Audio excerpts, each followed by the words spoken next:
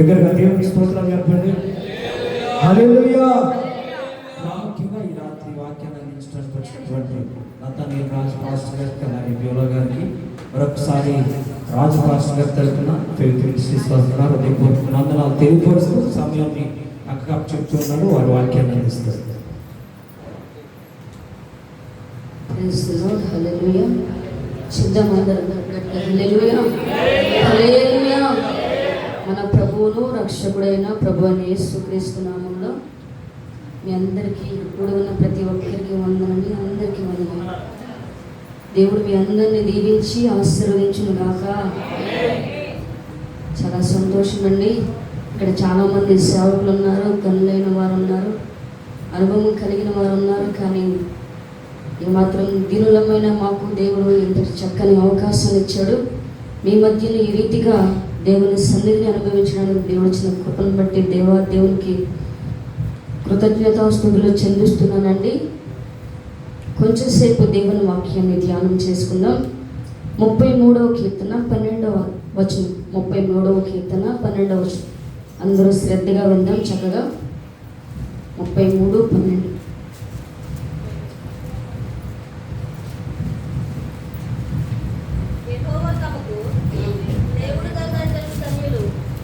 యెహోవా తమకు దేవుడుగా గల జనులు ధన్యులు. ఆయన తనకు స్వాస్థ్యముగా ఏర్పరచుకొను జనులు ధన్యులు. చాలండి, అందరూ శ్రద్ధగా విందామండి చక్కగా దేవుని మాటలు. యెహోవా తమకు దేవుడుగా గల జనులు ధన్యులండి. ధన్యత గురించి మాట్లాడుకుందాం. ధన్యులు. ధన్యత అంటే ఏంటంటే ప్రియమైన దేవుని బిడ్డగా ఆశీర్వదించబడటం, ఆశీర్వాదాన్ని పొందుకోవడం.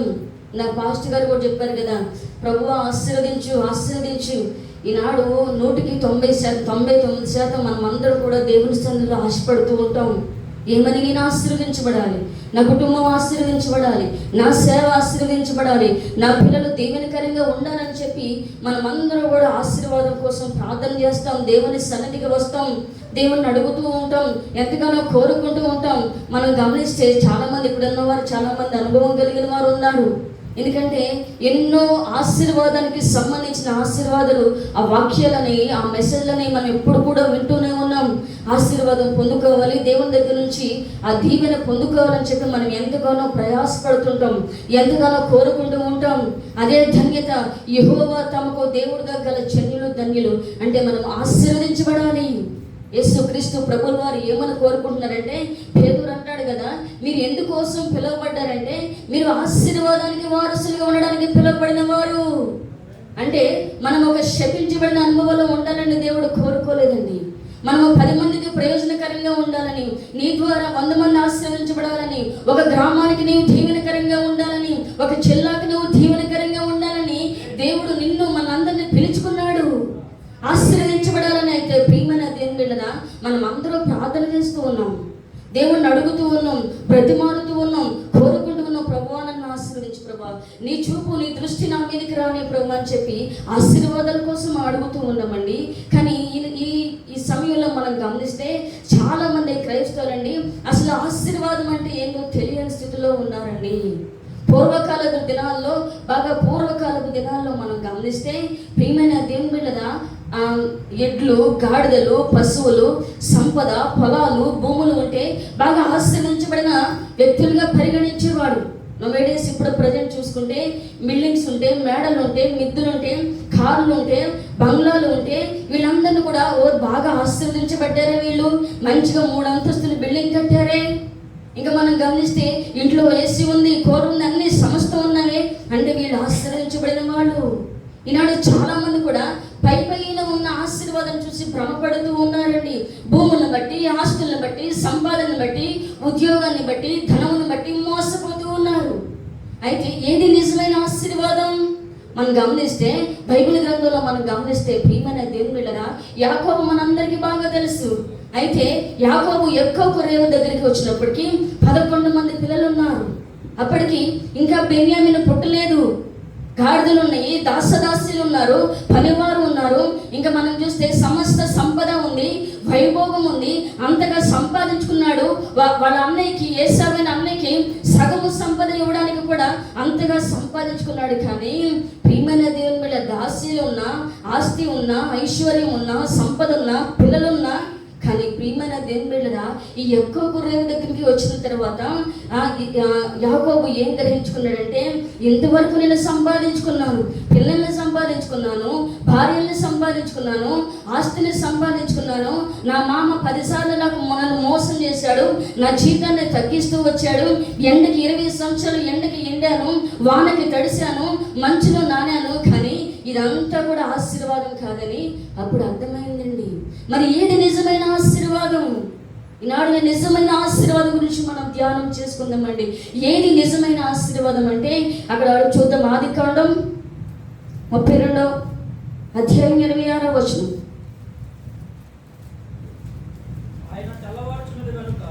ఆయన తెల్లవారుచున్నది కనుక నన్ను పోనిమ్మనగా అతడు నీవు నన్ను ఆశీర్వదించితేనే గాని నిన్ను పోనీయనన్ను. హల్లెలూయా.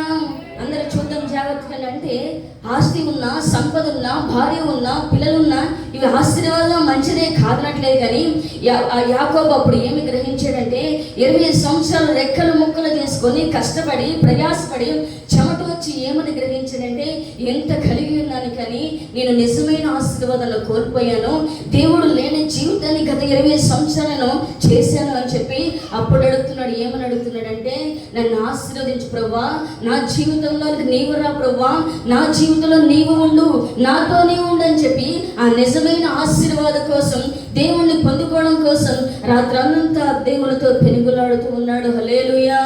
అంటే మనము భౌతిక సంబంధమైన ఆశీర్వాదాలు చూసి, మంచి ఇల్లుంటే, మంచి కారు ఉంటే, మంచి బంగ్లా ఉంటే, ప్రియమైన దేవుని బిడ్డలు ఇదే నన్ను దేవుడు ఆశీర్వదించాడని చాలా భ్రమలో ఉన్నారు. తర్వాత మోసపోతూ ఉన్నారు, తమను తామే మోసపరుచుకుంటూ ఉన్నారు. ఒక సేవకుల కుటుంబం ఉంది. సేవకుల కుటుంబం అంటే ఆ సేవ చేసిన తండ్రి గారు మరణించారు. ఇప్పుడు కొడుకు సేవలో ఉన్నాడు, కొడుకు కోడలు సేవలో ఉన్నారు. అయితే ఈ తల్లిదండ్రులు సేవ చేసేటప్పుడు చాలా కష్టమైన పరిస్థితుల్లో సేవ చేసేవాడు. చాలా కష్టం. అడుగడుగున తినడానికి తిండి ఉండేది కాదు, సరైన బట్టలు ఉండేవి కావు, సరైన వస్తువులు ఉండేవి కాదు. కానీ ఎంతో ప్రయాసపడి కష్టపడి సేవ చేశారు. ఆ తండ్రి గారు మరణించాడు. అయితే కొడుకు సేవ వచ్చేసిందండి. కొడుకు సేవ వచ్చేసిన తర్వాత మంచిగా ఆశీర్వదించబడ్డాడు అనుకుంటున్నాడు ఆయన. అట్లా బ్రతుకుతూ ఉన్నాడు. ఇప్పుడు భార్యకు ఒక కారు, పిల్లల్ని స్కూల్కి తీసుకెళ్ళడానికి ఒక కారు, ఇంకా మనం గమనిస్తే పాస్టర్ గారు వాకింగ్ చెప్పడానికి ఒక కారు, కూరగాయలకి వెళ్ళడానికి ఇంకొక కారు, అట్లాగే అన్ని విధాలుగా మంచి మంచి ఇల్లు కట్టుకున్నారు, మంచి బిల్డింగ్ కట్టుకున్నారు, కార్లు ఉన్నాయి, కుక్కలు ఉన్నాయి, అన్ని మొక్కలు ఉన్నాయి, అన్ని సమస్తం ఉన్నాయి కదా.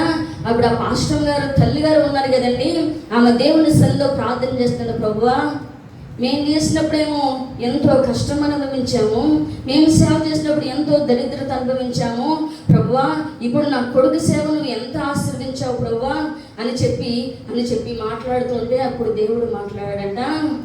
అమ్మా, మీరు సేవ చేసినప్పుడు మీరు యథార్థంగా సేవ చేశారు, మీరు నీతిగా సేవ చేశారు, ఆత్మల పట్ల భారం కలిగి సేవ చేశారు, ఎంత మాత్రం ఆస్తుల కోసం ప్రయాసపడలేదు. అందుకే అడుగడుగున సాతాను మీకు అడ్డుపడుతూ ఉన్నాడు, మీరు ఆశీర్వదించబడకుండా ఆపేస్తూ ఉన్నాడు. కానీ నీ కొడుకు సేవ వచ్చిన తర్వాత సేవ గాడి తప్పిందమ్మా, సేవ పక్కకెళ్ళిపోయిందమ్మా. ఆయన ఆలోచన వేరుగా ఉంది. ఆయన ఆలోచన ఎట్లా ఉందంటే, కోటి వేయడానికి ఒకళ్ళు, కోటి తీయడానికి ఒకళ్ళు, బండి మీద నడవాలంటే ఒక పాస్ట్ గారు ఉన్నారండి. ఆ పాస్ట్ గారికి బండి మీద వెళ్ళాలంటే చాలా నామోసి అంటండి. బండి మీద వెళ్తే ఎవరైనా నన్ను చూసేస్తారని ఆ ముఖానికి ఆ కర్చీఫ్ కట్టేసేసుకొని, హెల్మెట్ కట్టేసుకొని ఎవరికి కనపడకుండా వెళ్తాడు. సేవకుల మీటింగ్ వస్తే నేను బీటెక్ చేశాను అంటే ఇంక ఏవో టెక్లు ఉంటాయి కదండి, మాకు పెద్దగా తెలియదు వాటి గురించి, చేశాను. వీళ్ళు 10వ తరగతి, 2వ తరగతి, 3వ తరగతి చదువుకుని వచ్చిన సేవకులు నేను వీళ్ళ మధ్య వచ్చి కూర్చోవడం ఏంది, ప్రసంగం ఇస్తే వచ్చి చెప్పండి, కోట్ వేసుకొని సూట్ వేసుకొని వచ్చి చెప్తాను కానీ అని చెప్పి నీ కొడుకు సేవ దారి తప్పిపోయిందమ్మా. ఇక సాతాను గడికి ఏమి ఇబ్బంది లేదు, ఎందుకంటే ఈ సేవ కూడా నా మనిషి కదా. నువ్వు ఎన్ని కార్లు కొనుక్కున్నా నాకు ఇబ్బంది లేదు, నువ్వు ఎంత ఆస్తి సంపాదించుకున్నా నాకు ఇబ్బంది లేదు, నీ పిల్లలకి కారు కొనుక్కున్నా పర్వాలేదు, కూరగాయలకి కారు కొనుక్కున్నా పర్వాలేదు అని చెప్పి సాతాను గాడు హాయిగా ప్రశాంతంగా ఉన్నాడు. హల్లెలూయా.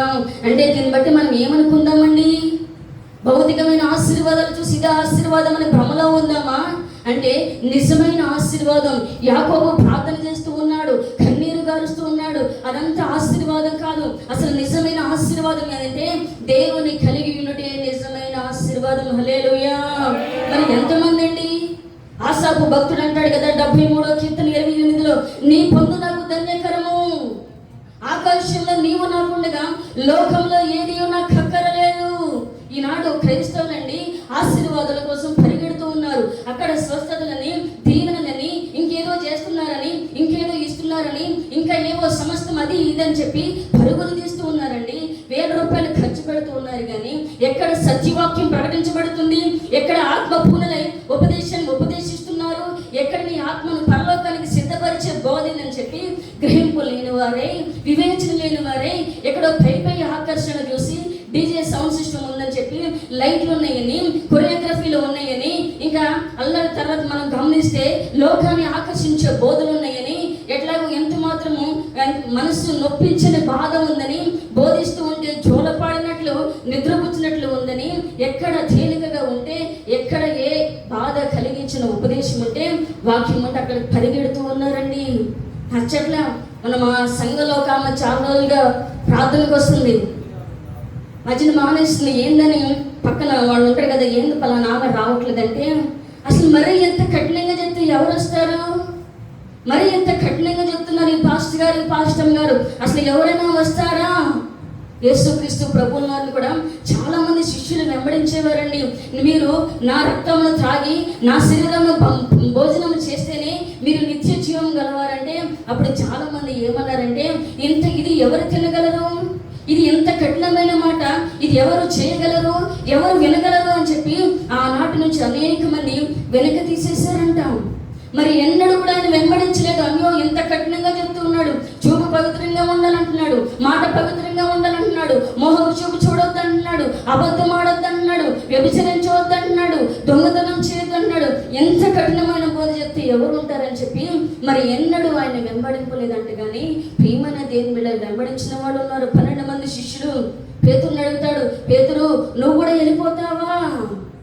పేతురు నువ్వు కూడా వెళ్ళిపోతావా? బోధ కష్టంగా ఉంది, బోధ కఠినంగా ఉంది, బోధ గుచ్చుతూ ఉంది, మనస్సాక్షి నొప్పిస్తూ ఉంది, సరిచేస్తూ ఉంది, గద్దిస్తూ ఉందని చెప్పి ప్రియమైన దేవుని యేసుక్రీస్తు ప్రభువుల వారు అడుగుతుంటే, ప్రభువా ఎక్కడికి వెళ్తాం ప్రభువా? నీవే నిత్య జీవపు ఊటలు కలిగిన వాడవు. హల్లెలూయా. నీవే నిత్య జీవపు మాటలు కలిగిన వాడవు అంటే ప్రియమైన దేవుని బిడ్డరా, నీ నిత్య జీవానికి సిద్ధపరిచే బోధనలో ఉండాలి. అది కష్టమైన, అది శ్రమైన, అది నిందైనా, అది బాధైనా, అది నిన్ను గుచ్చుతున్నా కానీ ప్రియమైన దేవుని బిడ్డరా, నిత్య జీవపు ఊటలు కలిగిన మాటలను పట్టుకోవాలి. మనం గమనిస్తే వాళ్ళందరూ వెళ్ళిపోయారు. మరి ఎక్కడ కలిసిపోయారో తెలియదు, మరి ఏమైపోయారో తెలియదు. కానీ 12 మంది నిలబడ్డారు. భూలోకాన్ని తల్ల కిందలు చేసే సేవకులుగా మార్చబడిపోయారు. హల్లెలూయా.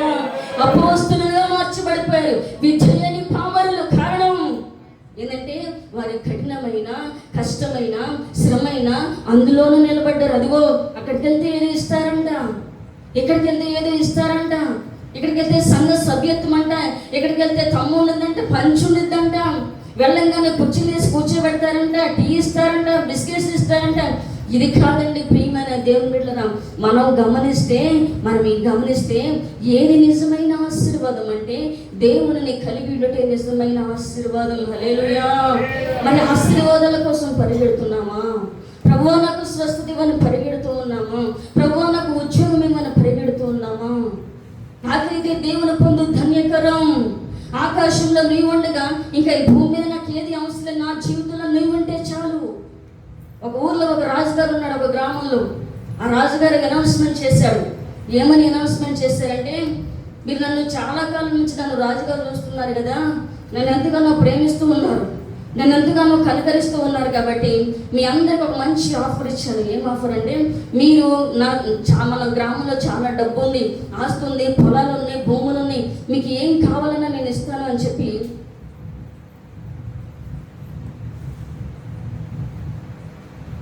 హల్లెలూయా, మీకు ఏం కావాలన్నా నేను ఇస్తాను అని చెప్పి ఊరంతా చాటింపు వేసిరండి.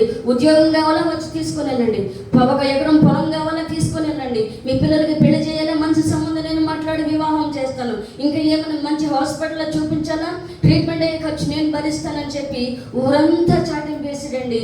అయితే ప్రజలందరూ చాలా సంతోషంగా వస్తున్నారు. వాళ్ళకి కావాల్సిన ఏమో తీసుకెళ్తున్నారు. డబ్బులు కావాల్సిన 1,00,000 రూపాయలు తీసుకెళ్తున్నారు. ఉద్యోగం కావాలన్న వాడికి ఆ ఆస్థానంలో ఉద్యోగం పొందుకుంటున్నారు. పిల్లలకి పెళ్లి చేయాలనుకుంటే ఆ కట్నం డబ్బులు పొందుకుంటున్నారు. అన్ని ఎవరికి ఏమేమి కావాలో వాళ్ళందరూ వాళ్ళకి కావాల్సినవన్నీ వాళ్ళ అవసరాల దగ్గర అందరూ సంతోషంగా వస్తున్నారు. సంతోషంగా రాజుగారు ఇచ్చేస్తూ ఉన్నారు, దానం చేసేస్తూ ఉన్నారు. అందరూ సంతోషంగా తీసుకొని వెళ్ళిపోతూ ఉన్నారండి. అయితే జరిగిన విషయం ఏంటంటే 2-3 రోజుల తర్వాత అందరూ తీసుకెళ్తూ ఉంటే ఒక యవనస్తుడు వచ్చాడు. యవనస్తుడు వస్తే యవనస్తుడితో ఆ రాజుగారు మాట్లాడుతున్నాడు. అయ్యా రాయ్యా, అందరూ వచ్చి తీసుకెళ్తున్నారు, ఎవరెవరికి ఏం కావాలన్నీ తీసుకెళ్తూ ఉన్నారు, ఉద్యోగాన్ని పొందుకుంటున్నారు, డబ్బులు తీసుకెళ్తున్నారు, అన్నీ పొందుకుంటున్నారు. నీకు కూడా ఏం కావాలో చెప్పు నాయనా, నీకు కూడా నేను ఇస్తాను, నీకు ఏం కావాలంటే ఆ యవనస్తుడు మాట్లాడకుండా సైలెంట్గా అట్లా నిలబడ్డాడు. నిలబడిన తర్వాత అప్పుడు అడిగాడు, చెప్పయ్యా నీకేం కావాలంటే నాకు ఏం వద్దండి అని చెప్పాడండి. అదేంటయ్యా నువ్వే అమాయకుల్లాగా ఉన్నావు, పిచ్చోళ్ళలాగా ఉన్నావు, అందరూ చక్కగా ఏం కావాలో అన్నీ తీసుకెళ్తున్నావు, నీవేమొద్దామంటే నాకేం వద్దు కానయ్యా, నాకు ఒక చిన్న కోరికను మీరు తీరుస్తారంటే, అందరికీ అన్నీ ఇస్తున్నాను కదా, నీ కోరిక ఏంటో చెప్పు నేను తీరుస్తానంటే, మీరు నాకు ఏమీ ఇవ్వద్దు కానీ మీరు నా ఇంటికి వచ్చి ఒక పూట భోజనం చేయండి అని చెప్పారంట. హల్లెలూయా. ఆ రాజుగారు ఆశ్చర్యపోయాడంటే, అయ్యో ఈ యవనస్తుడు ఎవడో అమాయకుల్లాగా ఉన్నాడు, నేను వాళ్ళ ఇంటికి వెళ్ళి భోజనం చేయాలంట, నేను భోజనం చేస్తే ఏం కలిసి వస్తుంది, అతనికి ఏం ఉపయోగం ఉంది అని చెప్పేసి, సరేలే మరి రాజుగారు మాట ఇచ్చారు కదా, అందరికీ అన్న అవసరాలు తీరుస్తున్నాడు కదా. అయితే మనం గమనిస్తే ఒకరోజు ఆ ఆస్థానంలో ఉన్న మంత్రులకి సేనకు అందరికీ ఆజ్ఞాపించాడు. ఏమని? యవనస్తుడు ఎవడో కోరుకుంటూ ఉన్నాడయ్యా, ఒకరోజు వాళ్ళ ఇంటికి వెళ్ళి భోజనం చేయాలంటాం, వెళ్దాం ఏర్పాట్లు చేయండి అని చెప్పి ఆ ఏర్పాట్ల పనిలో ఉంటే, ప్రియమైన దేవుని బిడ్డలారా, ఈ యవనస్తుడు వాళ్ళ ఊరు ఎట్లా ఉందంటే చాలా పల్లెటూరు. ఆ ఊర్లో వీధి లైట్లు లేవు, ఆ ఊర్లో రోడ్లు లేవు, అతడు ఉన్న ఇల్లు పూరు గిడిసాం. మరి రాజు అలాంటి ఊర్లోకి వస్తాడండి? అయితే మనం గమనిస్తే ఎప్పుడైతే ఈ రాజు మన ఆ గ్రామానికి వెళ్దాం, ఆ యవనస్తుడి ఇంట్లో భోజనం చేద్దామన్నా కానీ ఈ రాజు ఆస్థానంలో ఉన్న వాళ్ళందరూ పనివాళ్ళందరూ వెళ్ళిపోయి ఆ ఊరు రూపురేఖలే మార్చేస్తూ ఉన్నారు. హల్లెలూయా. లైట్లు పెట్టేస్తున్నారు, వీధి లైట్లు వేసేసారు, రోడ్లు వేసేసారు. అతని ఇల్లు పూరు గుడిసితే ఇల్లు పడేసేసి మంచి బిల్డింగ్ కట్టేశారు, మంచి బంగ్లా కట్టేశారు. రాజుగారికి ఏమేం కావాలో అన్నీ ఇచ్చేశారు. రాజుగారు వస్తే ఒక్కడే రాడు కదా, ఆయన పరివారం అందరూ వస్తారు కదా, వాళ్ళందరికీ కావాల్సిన అవసరాలన్నీ వేసేసారు. ఆ మురుకు రోడ్లన్నీ కూడా నీట్గా మార్చబడిపోయిన బ్లీచింగ్ వెళ్ళేసారు. ఎక్కడ దోమలు ఈగలు ఏమి కనిపించలే, ఆ ఊరు రూపురేఖలే మార్చబడిపోయినాయి. హల్లెలూయా. ఆ చీకటిమైన మన గ్రామం అంతా వెలుగులతో నింపబడిపోయింది. అంటే ప్రియమైన దేవుని బిడ్డలు, అప్పుడు ఆ గ్రామంలో ఉన్న అందరూ ఉన్నారంట, నువ్వు కోరుకుంటే కోరుకున్నావు కానీ మంచి కోరిక కోరుకున్నావయ్యా, మంచి కోరిక కోరుకున్నాం. మేమందరం మా స్వార్థం కోసం, నా కూతురు పెళ్ళైతే చాలు, నాకు ఒక మంచి ఉద్యోగం వస్తే చాలు, నాకు ఒక ఎకరం పొలం ఉంటే చాలు అనుకున్నాం. కానీ నీవు ఏది కోరుకోవాలో అదే కోరుకున్నావు. అప్పుడు నీ పరిస్థితి మారడమే కానీ ఈ గ్రామం పరిస్థితులే మార్చబడిపోయినాయి. హల్లెలూయా. ఈ రాత్రికాల సమయంలో నీవు కూడా కోరుకోవలసినదే కోరుకోవాలి, కోరుకోవలసిన నిజమైన ఆశీర్వాదం కోరుకోవాలి. ఆయన యేసు క్రీస్తు ప్రభుల వారిని నీ హృదయంలోనికి ఆహ్వానించాలి, ఆయన నీ ఇంటిలోనికి ఆహ్వానించాలి. అంటే ప్రియమైన దేవుని బిడ్డ, నిజమైన ఆశీర్వాదం అంటే ఒకడు లోకానంతా కూడా సంపాదించుకొని తన ప్రాణాన్ని పోగొట్టుకుంటే ఉపయోగం ఏంటండి? 10 లక్షల రూపాయలు ఉద్యోగం చేస్తున్నావు, 10 అంతస్తుల బిల్డింగ్ ఉంది, కార్లు ఉన్నాయి, బంగ్లాలు ఉన్నాయి, కానీ ఉపయోగం ఏంటి?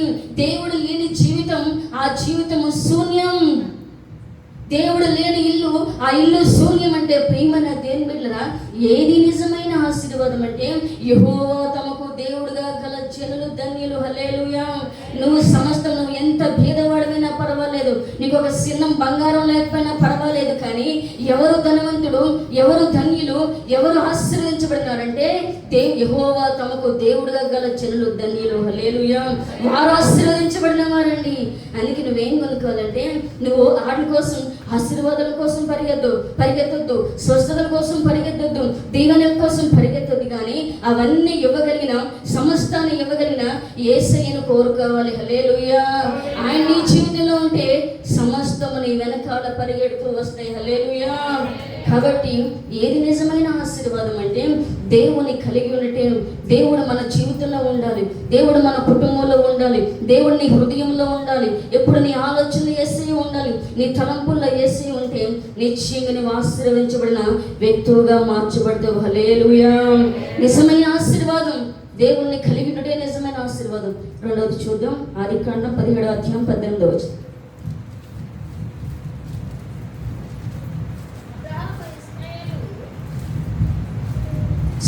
ఆదికాండం 2:3.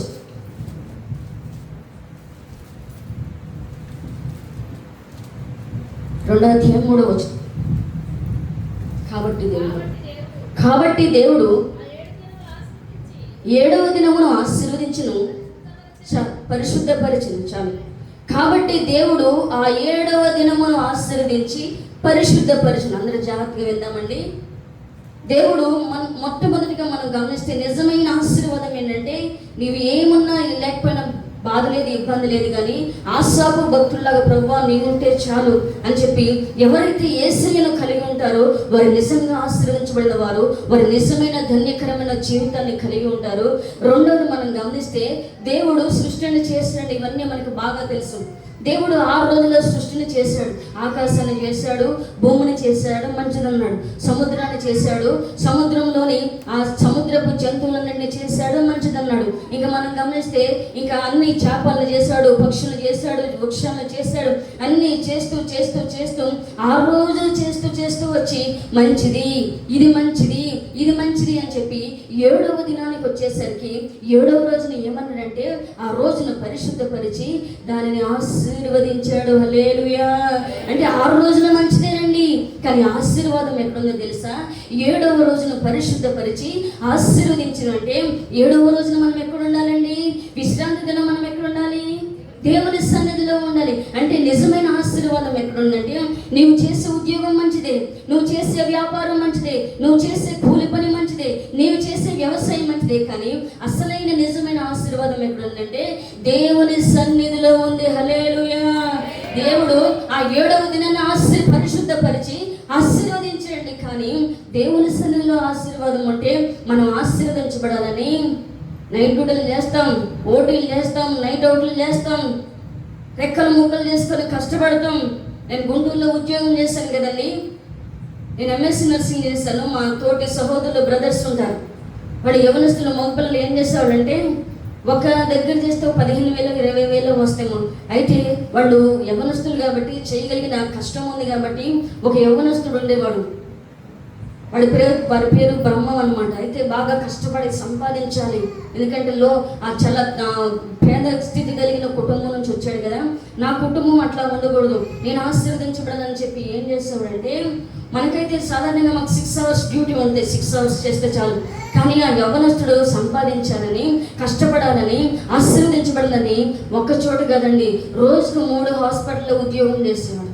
ఇక్కడ మార్నింగ్ షిఫ్ట్ అయిపోగానే వేరే షిఫ్ట్ ఇంకో హాస్పిటల్, నైట్ డ్యూటీ ఇంకో హాస్పిటల్, నిద్ర లేకుండా అట్లా చేసేవాడండి.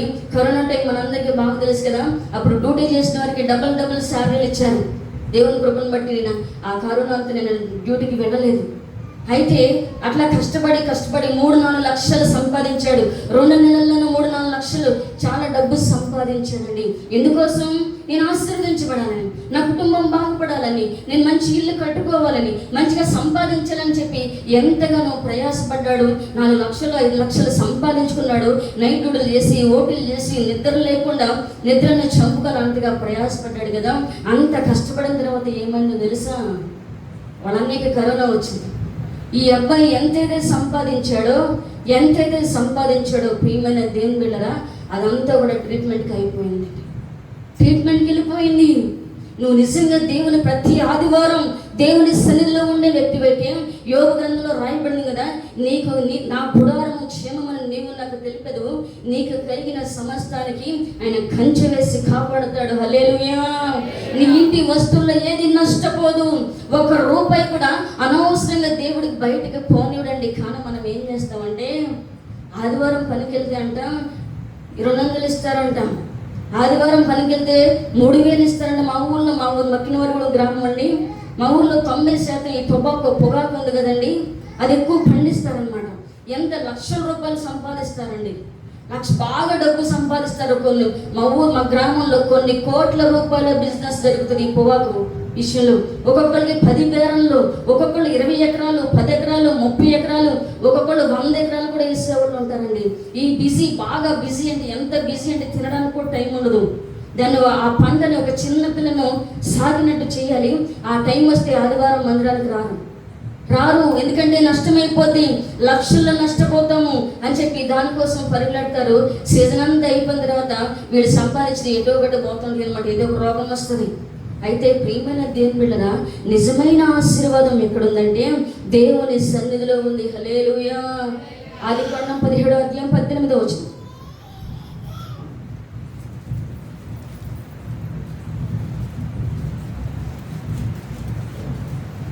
ఆదికాండం 17వ అధ్యాయం 18వ వచనం.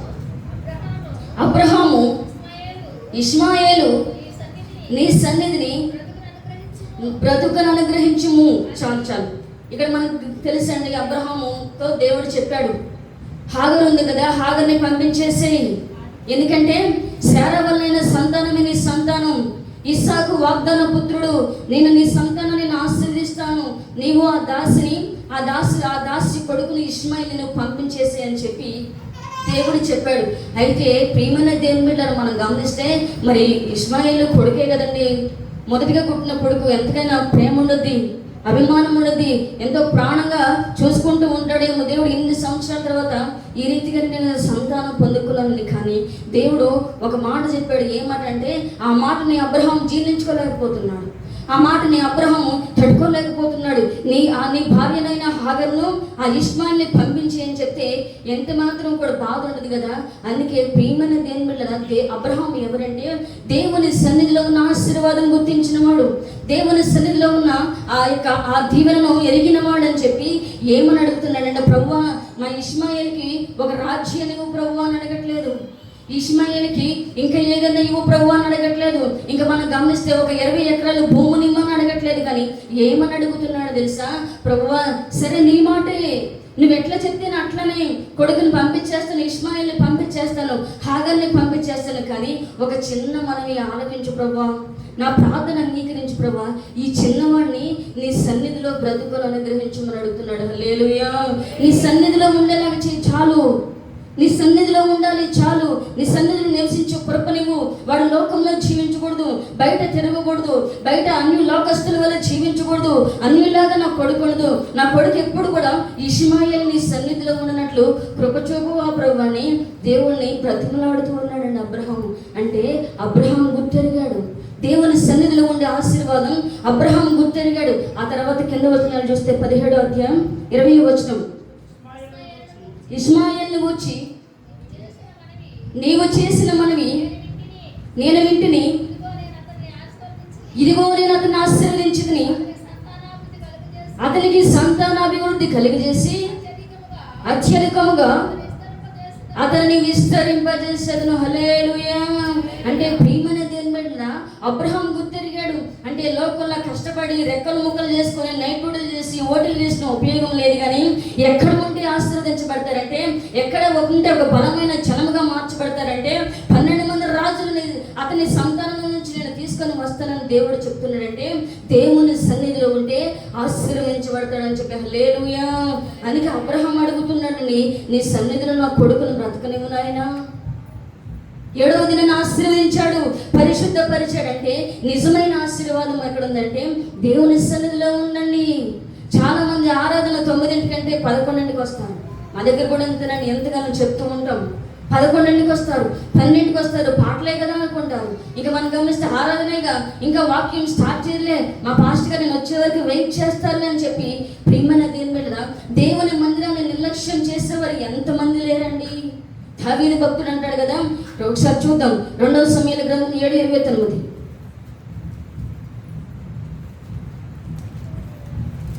2వ సమూయేలు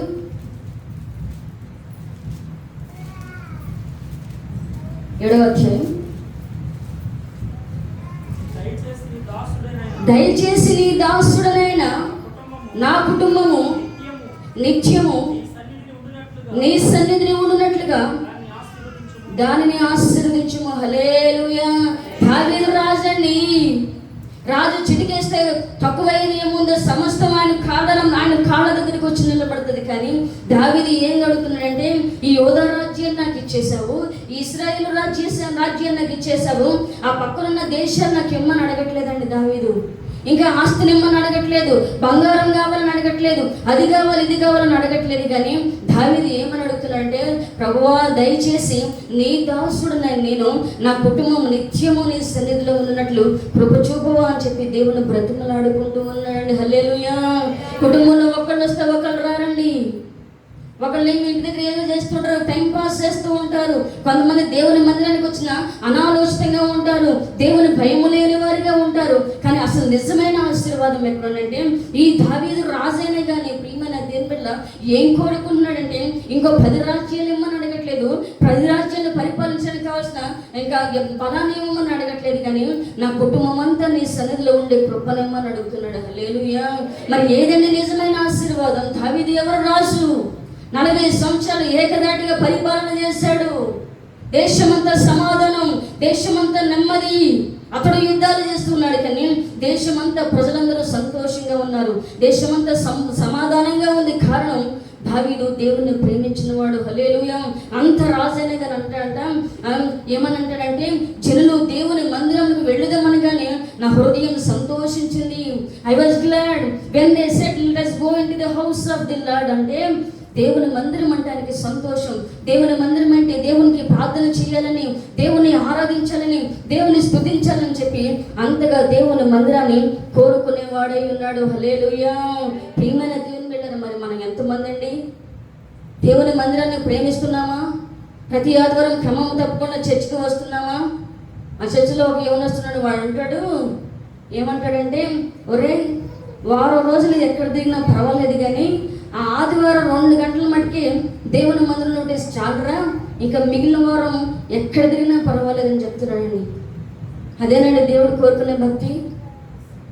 ప్రతిరోజు మనము దేవుని సన్నిధిని అనుభవించాలి, ప్రతిరోజు దేవుని మనము ప్రార్థన చేయాలి, ప్రతిరోజు దేవుని కలుసుకోవాలి. ప్రతి దినము ఎవడైతే నన్ను వెంబడింప కోరిన వేళ తన్ను తాను ఉపేక్షించుకొని తల సిలువనెత్తుకొని ప్రతి దినము నన్ను వెంబడించాలి. హల్లెలూయా.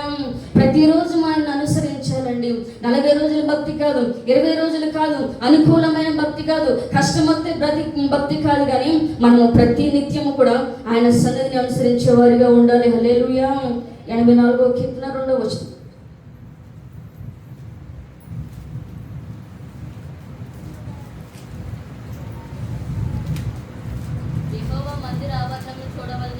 యెహోవా మందిర ఆవరణములను చూడవలనని నా ప్రాణము ఎంతో ఆశపడుతున్నది, అది సొమ్మసిల్లుతున్నది. చాలు. హల్లెలూయా. యెహోవా మందిరం ఆవరణం చూడాలని కోరహ కుమారులండి ఎంతగానో ఆశపడుతున్నారు. దేవుని సన్నిధిలో ఉండాలి, దేవుణ్ణి ఆరాధించాలి, దేవుణ్ణి స్తుతించాలి, ఆ చివపు మాటలు వినాలని చెప్పి ఎంతగానో కోరుకుంటూ ఉన్నారు, సొమ్మసిల్లుతూ ఉన్నారు. హల్లెలూయా. ఏముందండి మరి దేవుని సన్నిధిలో? ఆయన సన్నిధిలో సంపూర్ణ సంతోషం ఉంది, ఆయన చేతిలో నిత్య సుఖములున్నాయి. హల్లెలూయా. నా మందిరంలో నివసించేవారు ధన్యులు, వారి నానాటికి బలాభివృద్ధి కలిగి ఉందరు. నా మందిరం ముందు నివసించేవారు పచ్చని ఒలివ మొక్కల వలె ఉందరు. ప్రియమైన దేవుని బిడ్డలారా, యెహోవా సన్నిధిలో, సర్వలోక నాథుని సన్నిధిలో పర్వతములు మైనం వల్లే కరిగిపోతున్నాయి. పర్వతములు మైనం వల్లే కరిగిపోతున్నాయి అంటే పర్వతాల లాంటి సమస్యలు కరిగిపోతూ ఉన్నాయి.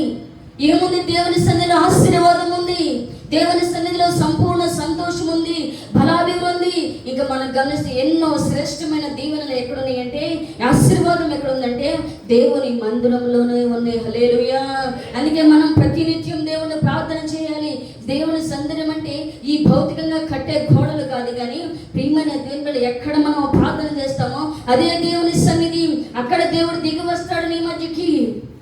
కాబట్టి ప్రియమైన దేవుని దావీదు ఎంతగానో ఆశపడుతున్నాడు, దేవుని మందిరంలో ఉండాలని, చిరకాలం నేను దేవుని మందిరంలో నివసిస్తాను అని చెప్పి కోరుకుంటూ ఉన్నాడు. ప్రియమైన దేవుని ఒక వరం అడిగాడు, చిరకాలం నా జీవితకాలం నీ మందిరంలో నివసిస్తాను ప్రభువా అని. ఒక రాజు అంతగా ప్రయాసపడుతున్నాడే, మరి నీవు నేను మనం ఏ పాటు వాడమండి? సమయం అనుకు చిన్న కారణం వస్తే మందిరం మానేస్తారు, చిన్న జ్వరం వస్తే మానేస్తాం. ఎందుకు ఆశీర్వదించబడట్లేదంటే దేవుని సన్నిధికి ఇవ్వవలసిన ప్రాముఖ్యత ఇవ్వట్లేదు, దేవుని సన్నిధికి ఇవ్వవలసిన గౌరవాన్ని ఇవ్వట్లేదు. భక్తుడు అంటాడు, ఎందుకు దేవుని మందిరానికి రావాలంటే ఆయన ముఖ దర్శనం చేయడం కోసం, హల్లెలూయా, దేవునితో సహవాసం కోసం. యోబు 22:1 రాయబడింది కదా, నీవు ఆయనతో సహవాసం చేసిన యెడల నీకు సమాధానం కలుగుద్ది, అలాగన నీకు మేలు కలుగును. హల్లెలూయా. యెషయా గ్రంథంలో రాయబడింది కదా, నా విశ్రాంతి దినాన్ని పరిశుద్ధంగా ఆచరించు, ఎవరైతే ఆనందిస్తారో వారిని నా మందిరమందు ఆనందింపజేసి దేశం యొక్క ఉన్నత స్థలములపై ఎక్కించు వాడినై ఉన్నాను. హల్లెలూయా, హల్లెలూయా. మరి ఎందుకండి దేవుని మందిరం అంటే నిర్లక్ష్యం? మా పాస్టర్ గారు ఏమనరులే, ఆ పాస్టర్ గారు ఏమనరులే అని చెప్పి పాస్టర్ గారి కోసం ఎవరు దేవుని మందిరానికి రావద్దండి, పాస్టర్ గారి కోసం ఎవరు దేవుని మందిరానికి రావద్దండి. మనం ఎవరి కోసం రావాలంటే సజీవుడైన యేసయ్య కోసం మనం రావాలి. హల్లెలూయా. ఆయనతో సహవాసం చేయడం కోసం రావాలి, ఆయన ముఖ దర్శనం చేయడం కోసం. దావీదు అంటాడు కదా, నేను మేల్కొన్నప్పుడు నీ స్వరూప దర్శనంతో నా ఆశను తీర్చుకుంటాను అని చెప్పి ఎంతగానో ప్రయాసపడుతున్నాడు. ఆయన ప్రత్యక్షత కోసం, ఆయన దర్శనం కోసం ఈ ఆశ కలిగి మనం జీవించినప్పుడు మనము నిజంగా ఆశీర్వదించబడిన వారం. హల్లెలూయా. రాత్రి కాలంలో అండి, రాత్రి దినాల్లో మేము తిరుమల దేవిపేటని అక్కడ సువార్త కూడికి ఏర్పాటు చేశాం. అయితే ఒక కుటుంబ సభ్యులు ఉన్నారు, వాళ్ళు అన్యుల నుంచి రక్షించబడ్డారు.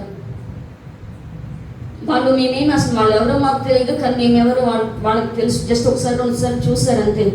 కానీ వాళ్ళు మమ్మల్ని చాలా మంచిగా ప్రేమించారు. నేను ఇంటి దగ్గర అన్నం కూర అన్నీ రెడీ చేసుకొని మళ్ళీ కోర్టుగా అయిపోయిన తర్వాత ఇంటి దగ్గర తిందామని చెప్పి అన్నీ రెడీ చేసి వెళ్ళాను.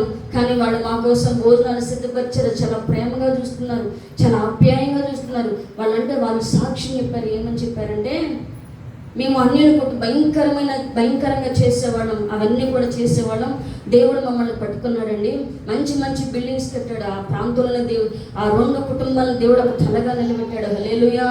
ఎంతగా ఆస్వాదించబడ్డారు, అంత ప్రేమగా చూస్తున్నారు, సేవకులు అంటే భయపడుతున్నారు, గౌరవిస్తూ ఉన్నారు. తర్వాత ఇవన్నీ అంతా అయిపోయిన తర్వాత వాళ్ళు లాస్ట్ని ఒక మాట చెప్పారండి. అసలు నేను వెంటనే చాలా ఇదైపోయిన మాట చెప్పగానే వాళ్ళు ఏం చెప్పారంటే, వాళ్ళు సంవత్సరానికి ₹1,00,00,000 వ్యవసాయం చేస్తారంట, ₹1,00,00,000 ఇన్కమ్ వచ్చే వ్యవసాయం చేస్తారంట. కానీ సంవత్సరానికి ₹1,00,00,000 సంపాదించిన వాళ్ళు ఏ ఒక్క రోజు కూడా దేవుని ఆదివారం మందిరం మాట్లాడంట. హల్లెలూయా. ₹1,00,00,000 అండి.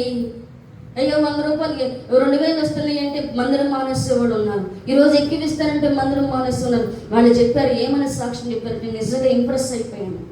₹1,00,00,000 మేము వ్యవసాయం చేస్తాం, కానీ ఒక్క ఆదివారం కూడా మేము మందిరం మరి నిజంగా నీవు దేవుని మందిరాన్ని ప్రేమించే వ్యక్తివైతే, సమయానికి వచ్చే వ్యక్తివైతే, దేవుని సమయాన్ని దొంగిలించిన వ్యక్తివైతే నిశ్చయంగా నీ కుటుంబాన్ని కూడా దేవుడు ఆశీర్వదిస్తాడు. హల్లెలూయా. నువ్వు సంతోషంగా ఉంటావు, సమస్యలు తొలగిపోతాయి, దేవుని ముఖ దర్శనం చూస్తాం, ఆయనతో సహవాసం చేసే వ్యక్తిగా నీవు మార్చబడతావు.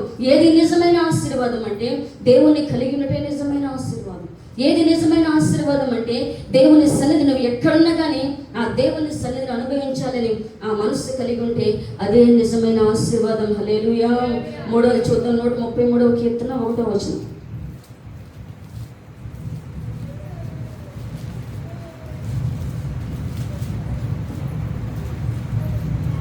133వ కీర్తన 1వ వచనం. సహోదరులు ఐక్యత కలిగి నివసించుట ఎంత మేలు, ఎంత మనోహరము. అది తల మీద పోయబడి అహరోను గడ్డము మీదుగా కారి అతని అంగీల అంచుల వరకు దిగజారిన పరిమళ తైలము వలె ఉండును. సియోను కొండల మీదకి దిగవచ్చు, హెర్మోను మంచు వలె ఉండును. ఆశీర్వాదము, శాశ్వత జీవము అచ్చడ ఉండవల్లని దేవుడు కోరుకుంటూ ఉన్నాడు. హల్లెలూయా. అంటే ప్రియమైన దేవుని నిజమైన ఆశీర్వాదం దేవుని కలిగి ఉండాలి. నిజమైన ఆశీర్వాదం ఎల్లప్పుడూ దేవుని సన్నిధిలోనే ఉండాలి, దేవుని సన్నిధిని ప్రేమించాలి. ఇంకోటి గమనిస్తే, ఏది నిజమైన ఆశీర్వాదం అంటే, ఏది జీవం కలిగిన ఆశీర్వాదం అంటే, సహోదరులు ఐక్యత కలిగి నివసించుట ఎంత మేలు, ఎంత మనోహరము. హల్లెలూయా. సంఘం, నాకు పాస్టర్ గారు మంచి మాట చెప్పారు. చాలా మంది సేవకులు ఆ మాట చెప్పరండి, మేము సేవకులం, మీరు కిందే కూర్చోవాలి, మేము కూర్చొని మేము సింహాసనం వేసుకోవాలి అని చెప్పి ఆ భేదాన్ని చూపిస్తూ ఉండారండి. కానీ ప్రియమైన దేవుని బిడ్డరా, నాకు ఆ మాట నేను చెప్పుడు కూడా మేము కోరుకునేది మా సంఘంలో కూడా చెప్తూ ఉంటాం. ఏదో దేవుని కృప ఉంది పిలుచుకున్నాడు సేవ, ఎందుకంటే సేవ చేయాలి కాబట్టి, అనేక ఆత్మలు రక్షించగలరు కాబట్టి మనమందరం ఒకటే, రాజులైన యాజక సమూహం మనమందరం. అయితే ఈ దేవుని మందిరానికి వచ్చే మనమందరం కూడా ఎట్లా ఉండాలంటే ఐక్యత కలిగి జీవించాలి. హల్లెలూయా. కూడి వచ్చటం మంచిది. ఇక్కడికి మీరు అందరూ కూడి వచ్చారు, ఉపవాసం ఉండి కూడి వచ్చారు. ఈ కూడి వచ్చటం మంచిది. ఈ వచ్చిన మీరందరూ కూడా ఎట్లా ఉండాలంటే పురుషుడని భేదం లేదండి, స్త్రీ అని భేదం లేదు. నేను చాలా సంతోషంగా ఉన్నాను. ఎందుకు తెలుసా, మొన్న మా పాస్టర్ గారు చెప్పారు, మా దగ్గర సేవకులు మీటింగ్ పెట్టుకుంటాం, ఒక 30 మంది సేవకులు వస్తే మంచిగా ప్రార్థన చేద్దాం, దేశం కోసం ప్రార్థన చేద్దాం, రాష్ట్రం కోసం ప్రార్థన చేద్దాం, వర్షాలు పడవట్లేదు, కరువు వస్తుందంటే ఆ ప్రార్థన చేద్దాం. మనం అందరం కలిసి తలకొక 100 రూపాయలు వేసుకొని మనమే ఉపవాసం ఉండి ఆ ఉపవాసం అయిపోయిన తర్వాత భోజనం చేసుకొని సంతోషంగా ఉందామంటే మాకు ఏమీ ఇవ్వద్దు, మీరు ఎట్లా చెప్తే మేము అట్లానే చేస్తాము, మీరు నడిపించినట్లే మేము ఒప్పుకుంటాము. ఒక అరగంట సేపు మా పాస్టర్ గారు వాక్యం చెప్తుందని చెప్తే అది ఎట్లా, అసలు స్త్రీ చెప్పడమే అది జరగని పని అని చెప్పారంటండి. నిజంగా పాస్టర్ గారికి దేవునికి ఎలాంటి భేదం లేదండి, స్త్రీ అని లేదు, పురుషుడని లేదు. ఆయన సువార్తను మొట్టమొదటిగా ప్రకటించింది ఎవరండి? ఆయన పునరుద్ధరణుడే లేచిన తర్వాత ప్రకటించింది ఎవరు? సువార్తని. మగ్దలేని మరియ, స్త్రీ కడుపున ఆయన స్త్రీ జన్మ నుంచి ఆయన వచ్చాడు కదా. స్త్రీ అని లేదండి, పురుషుడని లేదు, పెద్దని లేదు, చిన్నని లేదు, పెద్ద కులమని లేదు. ఇక్కడ అందరూ సమానమే. హల్లెలూయా. ధనము వ్యత్యాసం లేదు. నువ్వు చేసే ఉద్యోగాన్ని బట్టి, నువ్వు చేసే వ్యాపారాన్ని బట్టి, నాకు బాగా ధనం ఉంది, పేరుంది, తర్వాత ఘనత ఉంది, నేను వాళ్ళలాగా కాదని చెప్పి ఇలాంటి భేదాలు ఉండకూడదండి. ఇలాంటి ఎంత మాత్రం కూడా ఉండకూడదు. కానీ ఇక్కడ అందరూ సమానమే. హల్లెలూయా. సహోదరులు ఐక్యత కలిగి నివసించడం ఎంత మేలు, ఎంత మనోహరం అంటే అది చూడడానికి చాలా అందంగా కనపడుతుందండి. స్కూల్లో చదువుకునేటప్పుడు కూడా చెప్తుంటారు, ఐకమత్యం మహాబలం, యూనిటీ ఈజ్ స్ట్రెంగ్త్ అని చెప్తూ ఉంటారు. అంటే ఇక్కడ ఉన్న మనం అందరం కూడా ఏక మనస్సు ఉండాలి, ఏక తాత్పర్యం ఉండాలి. ఆ మేడ గదిలో 120 మంది కూడా దేవుడు వాగ్దానం చేసిన ఆత్మ కోసం కనిపెడుతూ ఉన్నారు కదా. అయితే వారిలో ఏ భేదం లేదండి, ఒకటే ఆలోచన, ఒకటే మనస్సు, ఒకటే తాత్పర్యం. చాలా మందిని మనం ఆరాధన చేసేటప్పుడు అమ్మ ఆత్మను పొందుకోవడం కోసం ప్రార్థన చేయమంటే మరి అంతకుముందు ఎప్పుడు ప్రార్థన లేదు. ఎప్పుడు ప్రార్థన చేస్తే ప్రభు నా కొడుకు పెళ్ళి అవ్వాలని, ఆత్మ కోసం ప్రార్థన చేయమంటే నా కొడుకు పెళ్ళి అవ్వాలని అడిగిద్దో కాను. ఒక నాకు ఉద్యోగంగా నా టైంలో ప్రార్థన చేస్తారండి. ఈ సంఘము ఎందుకు కొంతమంది ఆత్మ చేత నింపబడలేకపోతున్నారంటే ఏక మనసు లేదు. అయ్యో ఆమెకన్నా నేను భక్తి పడుతున్నాను కదా, ఆమెకన్నా నేను నీతిమంతుడు కదా, ఆమెకన్నా నాకు ధనం ఉంది కదా, నాకు అందం ఉంది కదా అని చెప్పి ఈ భేదాభిప్రాయాలండి. అయ్యో పాస్టర్ గారు అసలు ఏమీ చదువుకోలేదు, నేను డిగ్రీ చదివాను, నేను PhD చేశానని చెప్పి ఎట్లాంటి పాస్టర్ గారి కన్నా కూడా హెచ్చించుకుంటున్నారండి అని చెప్పి నిన్నగా ముందు వచ్చినట్టు వీళ్ళ వాక్యం చెప్పడం ఏందని చెప్పి ఈ భేదాలు వస్తున్నాయి. కానీ ఈ సంఘం ఎప్పుడు ఆశీర్వదించబడింది అంటే, సంఘం ఎప్పుడు దీవెనకరంగా మార్చబడుతుంది అంటే, ఎప్పుడు ఆ పరిశుద్ధాత్మ చేత నింపబడుతుందంటే అది అహరోను ఖడ్డం తల మీద నుంచి ఖడ్డం మీదుగా కారి దిగజారిన అంగీల వరకు దిగజారిన పరిమళ తైలం వరకు ఉందంటే ఈ నూనె అంటే అభిషేకం. మనం గమనిస్తే ఆ మేడ గది మీద ఉన్న 120 మంది ఒకే ఆత్మతో ఉన్నారు, ఒకే మనసుతో ఉన్నారు, ఒకే దానికోసం ప్రయాసపడుతూ ఉన్నారండి. అందుకే ఆనాడు మనం గమనిస్తే ఈ భూలోకాన్ని తల్లకిందులు చేసే సేవకులు ఎక్కడి నుంచి వచ్చారంటే ఆ మేడ గదిలో నుంచి వచ్చారు. హల్లెలూయా. పరిశుద్ధాత్మ కుమ్మరించబడింది. ఎక్కడ ఆశీర్వాదం ఉందో తెలుసా?